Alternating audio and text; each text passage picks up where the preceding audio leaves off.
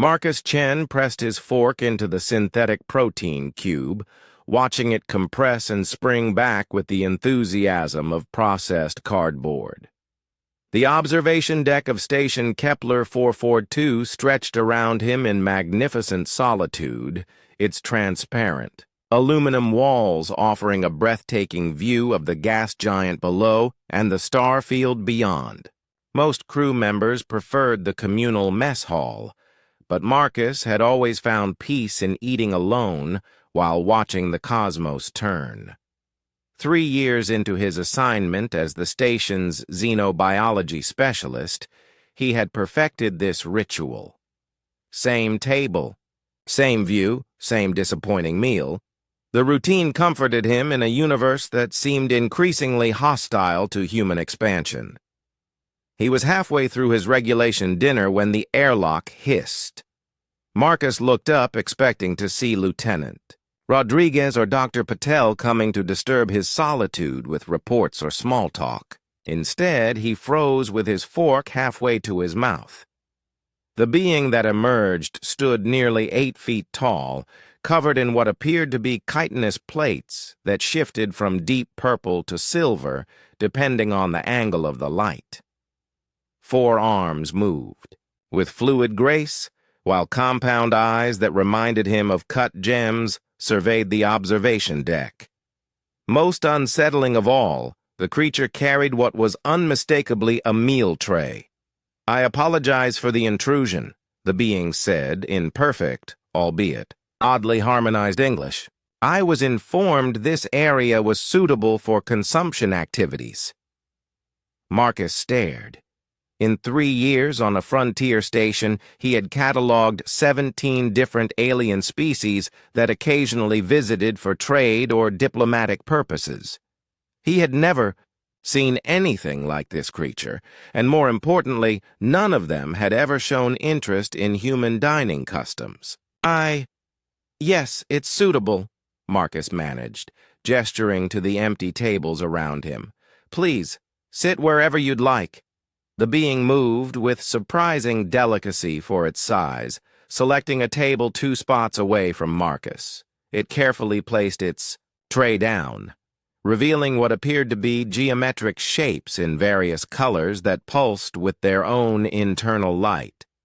They ate in silence for several minutes, the only sounds being the gentle hum of the station's life support and the occasional clink of utensils. Marcus found himself stealing glances at his unexpected dining companion, fascination overriding his initial shock. "You eat alone often," the being observed, not looking up from its meal. "How would you know that?" "I have observed this deck for 7 of your day cycles. You come here each evening at precisely 1900 hours station time. You consume your meal while observing the stellar phenomenon your species calls Kepler 442b. You appear contemplative." Marcus set down his fork. "You've been watching me for a week?" "Not specifically you. I have been studying human behavioral patterns as part of my assignment. Your consistency drew my attention." The being paused, one of its arms hovering over a blue pulsing cube. "Among my people, eating alone is considered a sign of either great wisdom or great sorrow. I wished to determine which category you represent." "And what's your conclusion?" The creature's compound eyes seemed to shimmer. "I believe it is both." Something in those words hit Marcus deeper than expected. He thought about his ex-wife back on Earth, about the career he'd left behind, about the loneliness he'd wrapped around himself like armor on this distant station. "What's your name?" Marcus asked. "My designation in your language approximates to Seeker of Hidden Harmonies." "You may call me Seeker." "Marcus. And what brings a Seeker to a human research station?" "I am what you might call an anthropologist.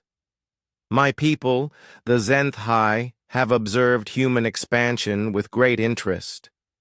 You are..." unusual among the species we have encountered. Marcus laughed, surprising himself.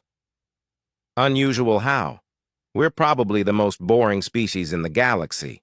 We argue constantly, we're suspicious of everything new, and apparently we eat terrible food in isolation.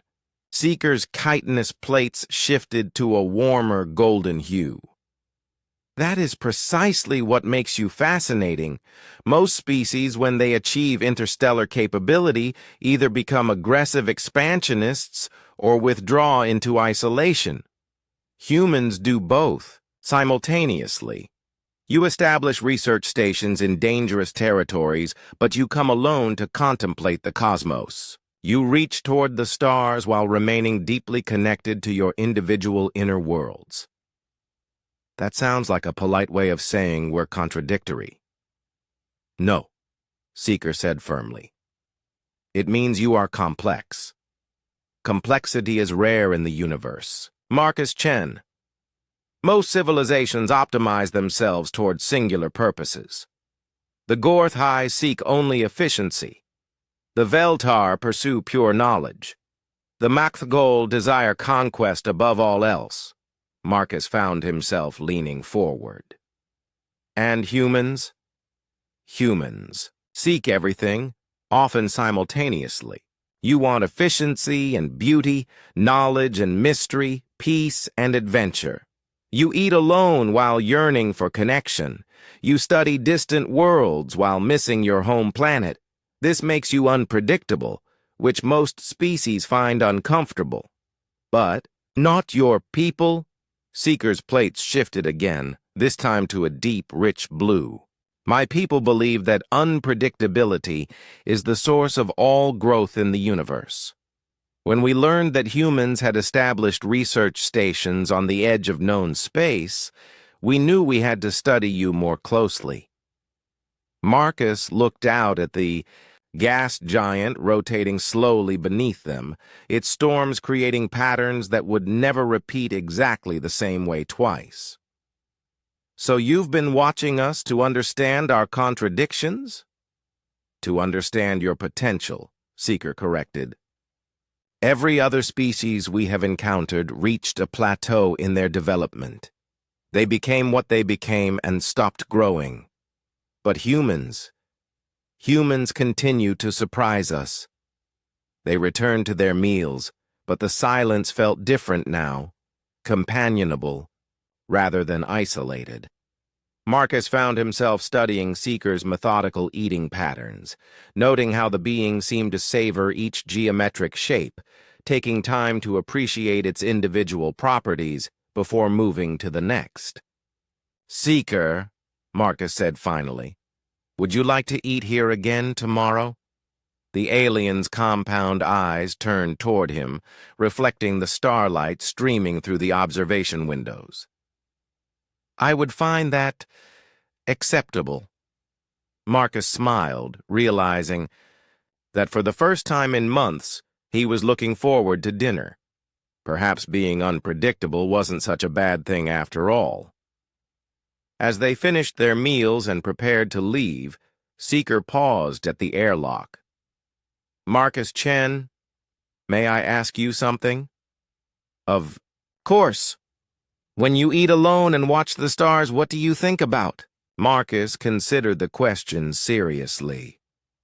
"Home. The future. Whether what we're doing out here matters. Whether we'll ever find our place in the universe." Seeker's plates shifted to a warm, golden glow. "That is why my people believe humans will change the galaxy. Most species stop asking those questions once they reach the stars. You never stop asking them."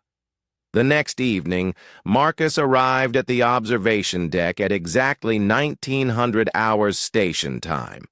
This time he carried 2 meal trays. He no longer ate alone.